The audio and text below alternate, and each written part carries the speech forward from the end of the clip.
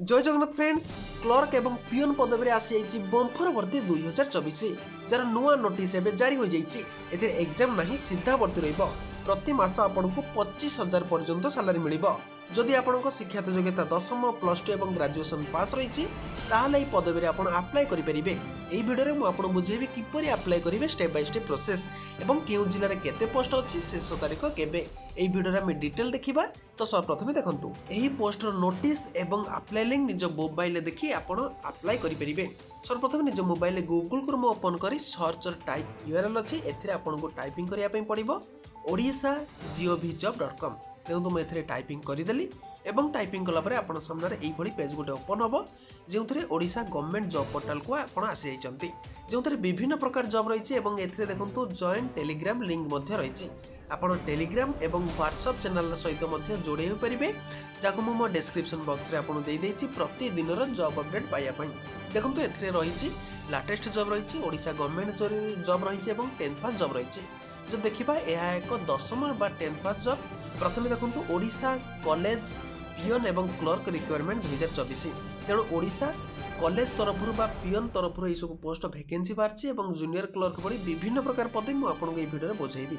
प्रथम देखो ओडिशा जो कॉलेज रही है कॉलेज रे कौन Odisha government college Odisha permanent job रहिबो।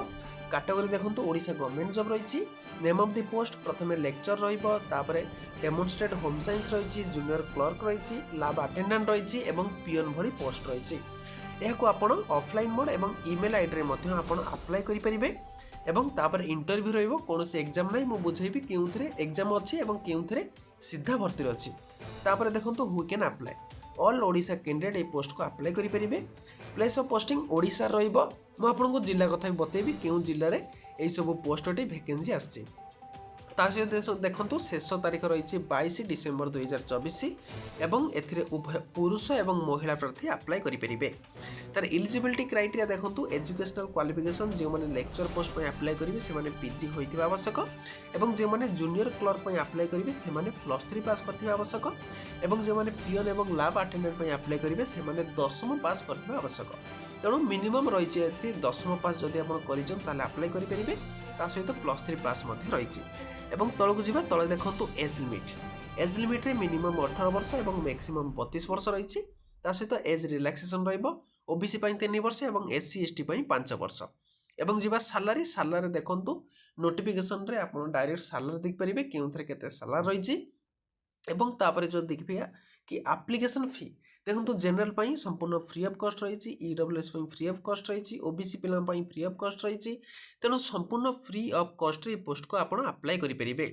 कौन सब डॉक्यूमेंट देखो आपणकर समस्त एजुकेशनल क्वालिफिकेशन सर्टिफिकेट एवं मार्कशीट दरकार आपणकर फोटो दरकार कास्ट सर्टिफिकेट दरकार आधार कार्ड दरकार रेसिडेंट सर्टिफिकेट दरकार एवं जदि किसी एक्सपीरियंस अच्छी ताहले मध्य दरकार जदि एक्सपीरियंस नहीं ताहले मध्य चलिबो। एवं जीवा एथिरे शेष तारीख देखो अप्लाई स्टार्ट डेट एवं आरंभ हो जाइए एवं शेष तारीख 22 डिसेम्बर 2024 रहिबो।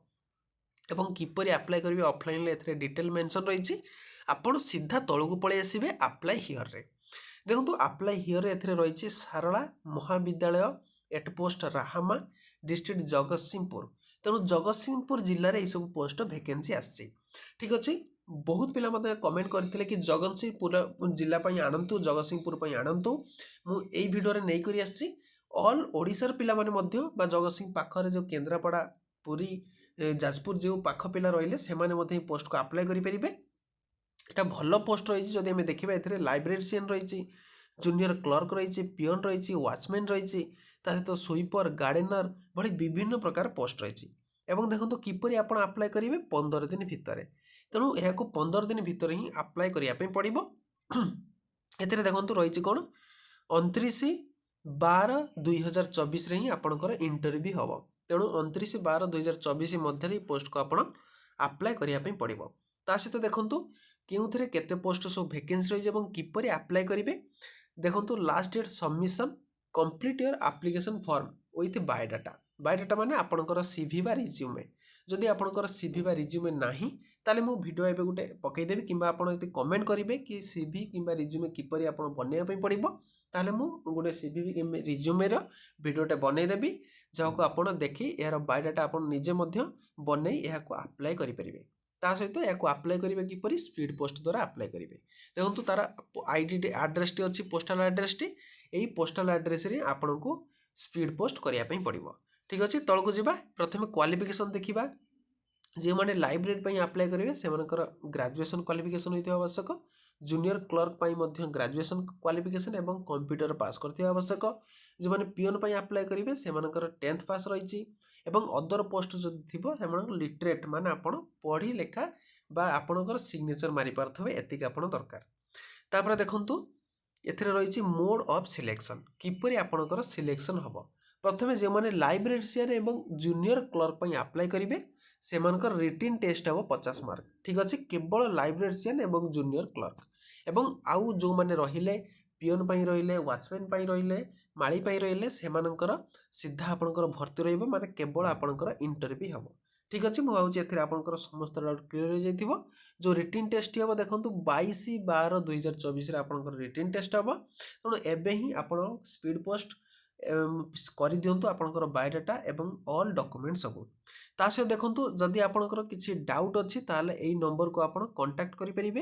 कांटेक्ट नंबर टी होची 7609056322। एई नंबर रे आपण डायरेक्ट कांटेक्ट करि परिबे। ता सहित एहा थिला आपणकर जॉब अपडेट बहुत भलो जॉब जे माने अप्लाई करिया पे चाहउछन्ती से माने एबे अप्लाई करि परिबे। कारण देखंतु जे माने अप्लाई करेंगे लाइब्रेरियन एवं जूनियर क्लर्क से केवल रिटिन एग्जाम रही। किंतु जे माने वाचमैन स्वीपर गार्डेनर एवं पियन भली जॉब अप्लाई करिया चाहउछन्ती फ्री ऑफ कॉस्ट रे अप्लाई करि परिबे। कोनोसी भी एग्जाम नहीं सीधा भर्ती रहिबो। आपण केवल इंटरव्यू देबे इंटरव्यू रे पास कले ही एई सब पोस्ट रे अप्लाई करिवे। देखंतु सारला महाविद्यालय रे एई सब जॉब पोस्ट अछि। जदि आपण जिले में किसी जॉब पोस्टिंग जानापी चाहते वैकेंसी जानापी चाहते कौन सी बिना एग्जाम दे ताहले मते आपण जिलार नाम कमेंट बॉक्स रे कमेंट करंतु।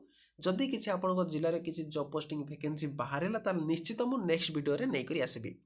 ता सहित जदि किसी जॉब पोस्टिंग रे डाउट अछि मते कमेंट बॉक्स रे कमेंट करि परिबे। ओडिसा समस्त जिलार पिला माने एही पोस्ट को अप्लाई मध्य करि परिबे।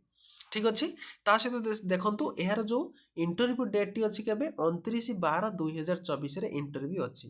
तेणु 29/12 इंटरव्यू अच्छी ता सहित the undersigned reserve the right disqualification any application form माने से माने कौन से एप्लिकेशन फॉर्म को मध्य डिस्क्वालिफिकेशन करि परिबे। तेणु सेति पई आपण एई जदि आम देखा डिसेम्बर 1st वीक मध्य ही आपड़ ये पोस्ट को अप्लाई कर दिंतु। ऑनलाइन किसी दरकार नहीं केवल आपंकर रिज्यूम टी दरकार बा सीवी दरकार एवं ऑल एजुकेशनल सर्टिफिकेट दरकार। एतिके सर्टिफिकेट रे ही यही पोस्ट को आप अप्लाई करेंगे। मुझे भावी एतिर आपंकर समस्त डाउट क्लीयर हो जाइथिबो। जदि भी किसी डाउट अच्छे मत निश्चित कमेंट बॉक्स रे कमेंट करंतु। मु आउ गोटे वीडियो देखा। जय हिंद जय जगन्नाथ।